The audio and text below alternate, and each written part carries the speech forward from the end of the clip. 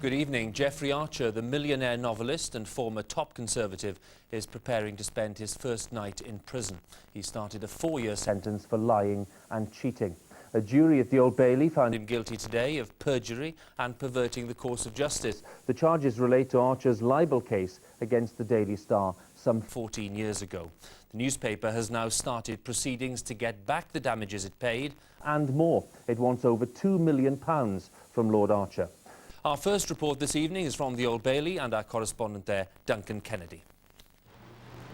Jeffrey Archer's final day of freedom. Morning, Lady Archer. Leaving home with his wife Mary, unaware of the devastating verdicts ahead. Archer! A short time later, he arrived at court to be met by a van driver who wished him luck. Archer then thanked him and even raised a smile. If there was tension, it was well hidden. He and Lady Archer then went in. Lord Archer, a man whose past was about to catch up with him. At least 150 people crowded into the courtroom. Lord Archer and his co-defendant Ted Francis standing in the dock, Lady Archer sitting alongside. And then the moment itself. The clerk of court asked the foreman for the verdicts. Guilty, he said, repeating it 4 times. There were gasps from the public gallery. Lord Archer made no reaction and just kept looking forward. It was the same for Lady Archer, all emotion absent from her face. Ted Francis alongside looked stunned as he was found not guilty of the one charge facing him. The judge, Mr. Justice Potts, said he took no pleasure in passing sentence, but the jury had convicted Lord Archer on clear evidence. He said the charges of perjury were as serious as he'd ever come across. He jailed Archer for a total of 4 years. Lord Archer was then led away to the cells under the courthouse. Who's coming now? Police. Outside, the detectives who'd investigated Archer gave their reaction. I would echo the words of the trial judge this morning in that this was a difficult case from which no sensible person could take any real pleasure. Superintendent Hunt was then asked if Lady Mary Archer herself could now face prosecution after the judge cast doubt on the truth of her evidence. The trial judge, as you know, hasn't finished speaking yet. I've heard what was said. We'll take our time to consider those comments and reflect on it in due course. Not really. But Lord Archer's own solicitor then came out to attack today's verdicts. Jeffrey Archer and his family are shocked and disappointed at today's decisions. I can confirm that we shall be appealing, but it would be inappropriate for me to say anything more at this stage. Lady Archer then emerged, guided by her son William. Lady Archer, what's your reaction? She didn't reply. Instead, her composed exterior remained intact as it had done throughout. She was then driven away, her own life shattered by today's events. As she left, reaction to Lord Archer's downfall came from colleagues and friends. The former Prime Minister, John Major, said, "I am deeply, deeply sorry at the outcome. I hope at this difficult time everyone will also remember the many kind and generous things Jeffrey has done." But the Star newspaper, who had to pay £500,000 damages to Archer 14 years ago, tonight said they were delighted. He lied and lied in the 1987 trial. Quite a lot of other people lied as well, as we now know. There was no way at that time that we could have won the case because of the lies that were told. So tonight, Jeffrey Howard Archer left the court in the back of a prison van, along with other common criminals. His fall from power, position and respectability complete. Well, Hugh, Jeffrey Archer is tonight in Belmarsh Prison in South London, a maximum security Category A prison, where he's been sent for assessment, for his health check to be checked, and for his future to be decided. It's not known yet where he will end up, which prison he will spend his time in, but the judge has recommended that he should spend at least 2 years in jail. Duncan, you mentioned that the tension, as you said in the report, was well hidden, but when those verdicts were returned, it must have been an astonishing moment in court. Absolutely amazing. I know we throw out all these adjectives, but after spending 6 weeks throughout this trial, in the company of this man, in the company of this extraordinary court case with many, many witnesses who've given evidence here, the moment itself when the verdicts came was remarkable. This gasp from the public gallery when the first guilty verdict was read out. No reaction at all, of course, from either Lady or Lord Archer. And then the vision itself, Hugh, of this peer of the realm, this multimillionaire, this amazing best-selling author being found guilty and then taken down into the courts below was a truly remarkable sight. Duncan at the Old Bailey, thank you for that. As Duncan was saying, for 6 weeks, the Archer trial has been making headlines as the jury at the Old Bailey listened to all the evidence. Our correspondent Ben McCarthy looks back at the twists and turns of the past few months in court. Ted Francis was the former friend whose evidence was crucial to the case. He said he'd been asked by Jeffrey Archer to provide a false alibi for him at the time of his libel trial. A secretly recorded telephone conversation between the two men was played to the Old Bailey jury. It helped expose Lord Archer's lies. Yeah, well, we've got to be careful, Ted.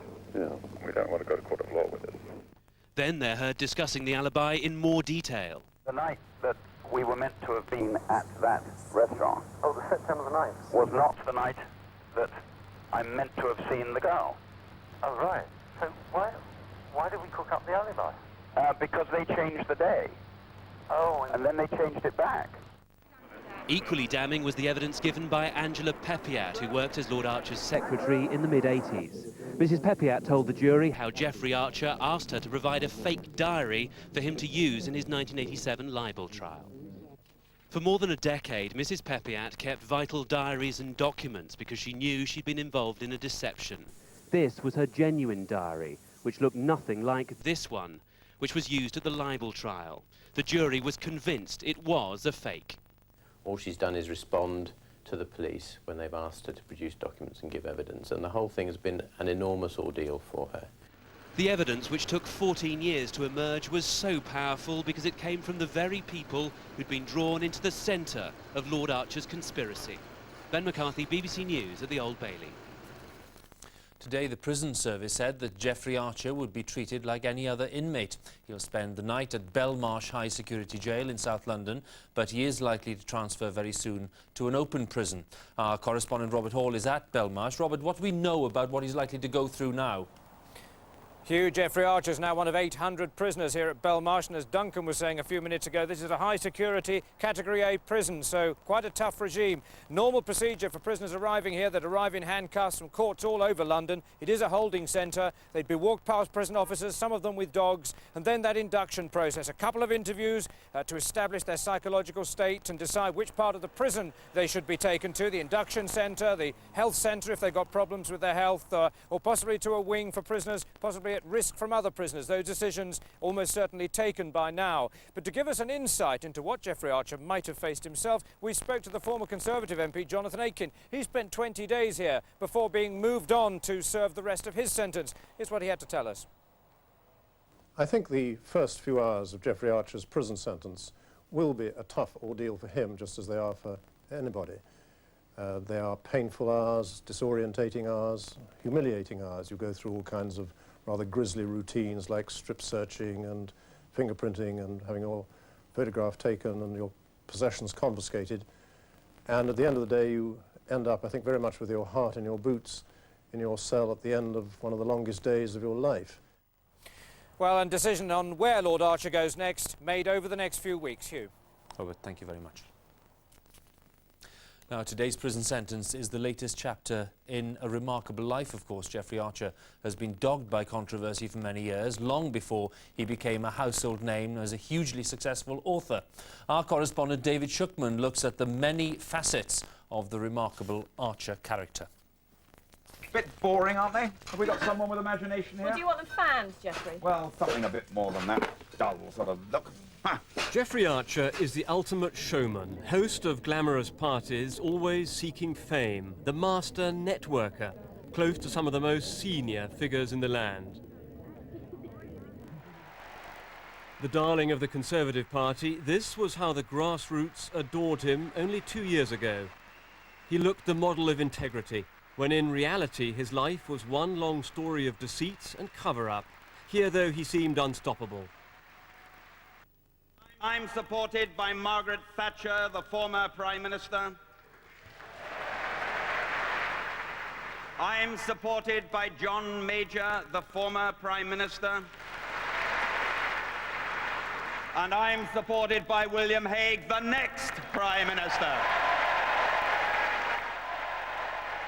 Yet behind this image, this famous writer of fiction was creating plenty of fiction about himself.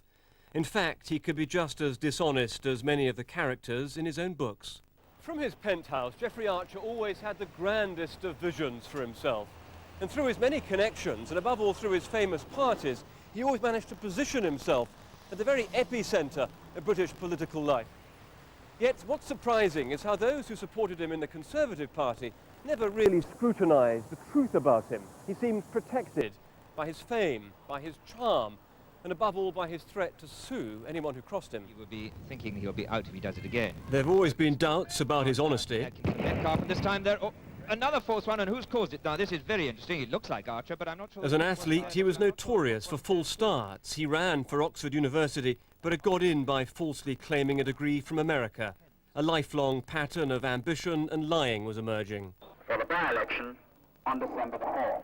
He won a seat in Parliament, but lost money in a dodgy investment scheme, faced bankruptcy and had to resign. Constituency parties now he came back as deputy chairman of the Conservative Party, but the Monica Cochran affair forced him to stand down again, though, as ever, he was determined to bounce back.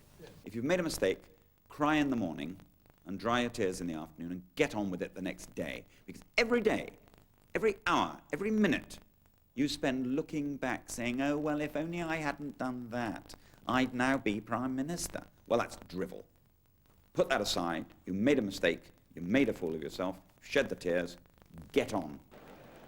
And he did get on. He was given a peerage, but a deal involving Anglia TV shares cast a shadow over him once more. Yet again he re-emerged, selected to be Tory candidate for Mayor of London, but by now he had enemies who couldn't bear to see him win. The old scandal over Monica Cochran caught up with him. He was forced to stand down and was ordered out of the Conservative Party. I think perhaps Archer was never quite treated and judged by the same standards that we apply to other politicians. He was treated as an amiable rogue rather than as a serious player, and that partly accounts, I think, for the fact that he got away with it for so long. Michael Stackpool saw that firsthand. Archer sent him to give cash to Monica Cochran. He says Archer would do anything to cover his tracks. Archer does what the hell he wants to do, and good luck to him. But don't involve everybody else. How long has he lied for? How many times have people helped this man out with lie? I mean, he has lied and lied and lied. Must be someone over there. The poor cameraman. And while the image we usually see is of a man helpful even to the camera teams pursuing him, there is a darker side that's only displayed when he thinks he isn't going to appear in public. We don't love him. Oh, hello, Mr. Crick. What do you think of Jeffrey Archer? Clip, clip, clip. Oh, come on. Who are you kidding? You wait till I'm mayor. You'll find out how tough I am. Christ almighty.